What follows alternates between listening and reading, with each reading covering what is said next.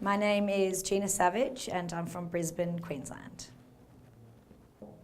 So I grew up on the Sunshine Coast, was a bit of a beach bunny and loved my sports. I then moved to Brisbane in 2005, where I then couldn't tell you the last time I went to the beach. But I was 20 when my melanoma was found. When I was overseas, I was walking through a shopping centre in Singapore and I felt the lump in front of my ear, and I'd previously done biomedical science as my bachelor's degree. And from doing one of the subjects, I knew that if you felt a lymph node that was hard to touch, didn't move under your finger, and wasn't sore, that it wasn't a good sign. So I came back, and my dad's actually a radiologist, and I asked him to biopsy the lump. And it came back as melanoma, and I was then referred to my oncologist and my surgeon then did a parotidectomy, which is a salivary gland removal, and 49 of my lymph nodes in my neck.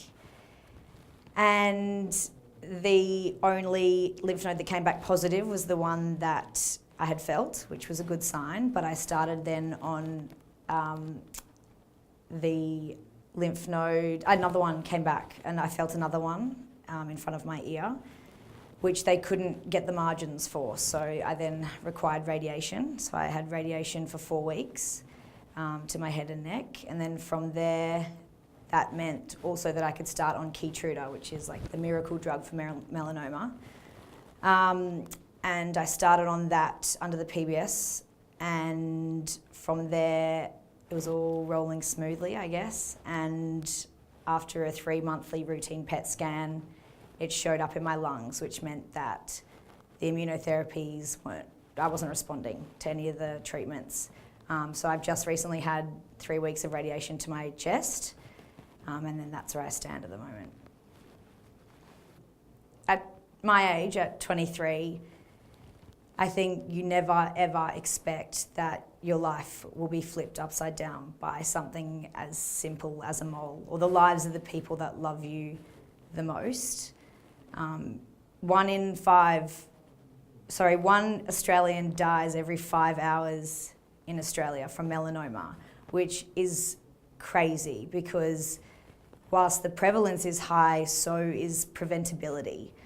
I think 90% of cases, the removal of the primary skin lesion will prevent life-threatening spread.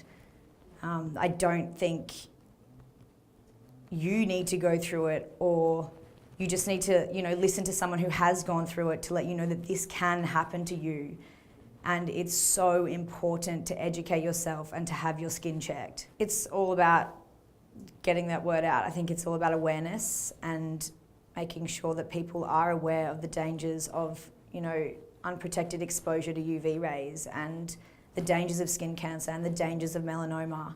And I think what it's going to take is people realising that checking your skin and having your skin checked is more important than, they realise. And it only takes someone that they know, for example, the people surrounding me, to actually go out and go see a GP or see a dermatologist, or, just to sit 10 minutes in front of the mirror and, keep an eye on whether there's any new moles that are growing or changing.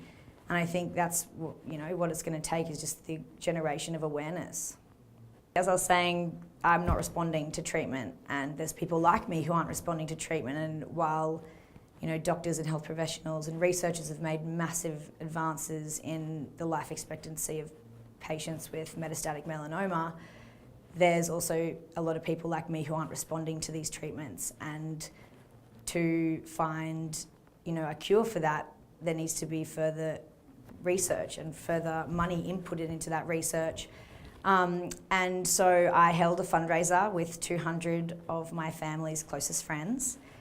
And yeah, we ended up raising in under 5 hours $64,300, which was one of the most humbling experiences of my life. And now I think we're sitting at 95,000, which is awesome.